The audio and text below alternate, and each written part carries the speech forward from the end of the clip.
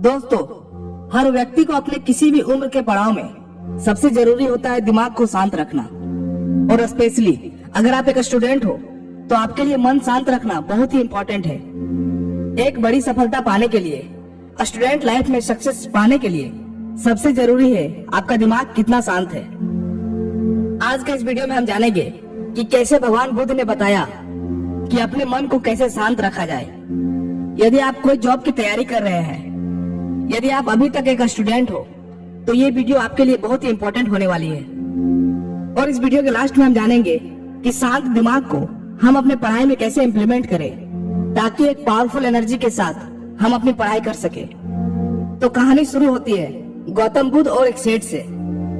सुबह के समय अपने दिन के सारे काम निपटाने के बाद गौतम बुद्ध जी के सारे शिष्य एक जगह इकट्ठे हो गए। गौतम बुद्ध जी ने संदेश देना शुरू कर दिया। आज मैं तुमको एक ऐसे इंसान की कथा सुनाता हूँ जिसके पास सब कुछ था लेकिन फिर भी वह दुखी था। एक नगर में एक सेठ रहता था। उसके पास लाखों की संपत्ति थी, बहुत बड़ी हवेली थी, नौकर चाकर थे, फिर भी उस सेठ के मन में शांति नहीं थी। किसी ने उस सेठ को बताया कि इस नगर के बाहर एक साधु महात्मा रहते हैं। वे लोगों को एक ऐसी सिद्धि प्रदान करते हैं जिससे लोगों को मनचाही वस्तुएं मिल जाए। एक दिन वो सेठ उस साधु महाराज के पास पहुंचा और प्रणाम करके निवेदन किया, साधु महाराज, मेरे पास धन की कमी तो नहीं है, फिर भी मेरा मन अशांत रहता है। आपको एक ऐसा उपाय बताए जिससे मेरा मन शांत हो जाए।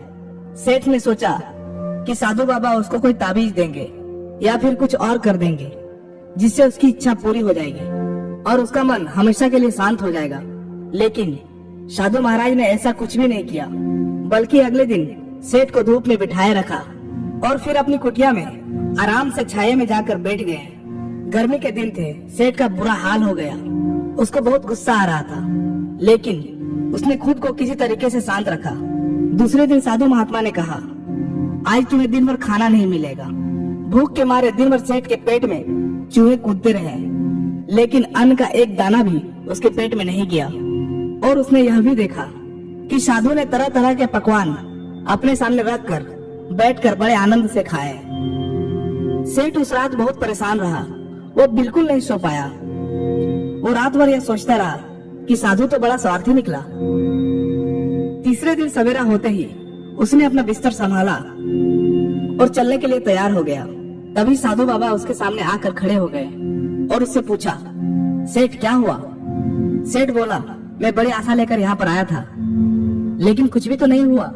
उल्टा मुझे ही ऐसी मुसीबतें उठानी पड़ी जो मैंने अपनी जिंदगी में कभी नहीं उठाई, इसीलिए मैं जा रहा हूँ। साधु मुस्कुरा कर बोले कि मैंने तुमको इतना कुछ दिया, लेकिन तुमने तो कुछ भी नहीं लिया।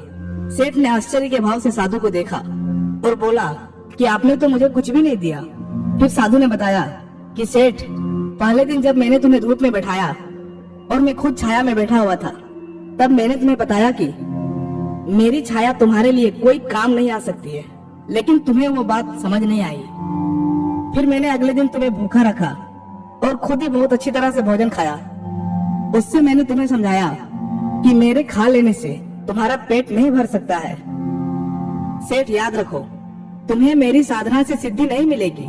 तुमने अपना धन खुद की मेहनत से कमाया है और शांति भी तुम्हें अपने पुरुषार्थ, साधना और अपनी मेहनत से ही मिलेगी। सेठ की आंखें खुल गई। अब उसे अपनी मंजिल पर पहुंचने का रास्ता मिल गया था। साधु के प्रति अपना आभार प्रकट करके वह घर लौट आया। इसलिए दोस्तों, बाहर की शांति के बजाय आंतरिक शांति को ढूंढने का प्रयास कीजिए और ये शांति आपके अंदर पॉजिटिव एनर्जी क्रिएट करेंगी। और इसी तरह इस पॉजिटिव एनर्जी से अगर आप कुछ भी पढ़ो या याद करो, वो आपके दिल और दिमाग में बैठ जाएगा और इससे आप एक बड़ी सफलता हासिल करेंगे।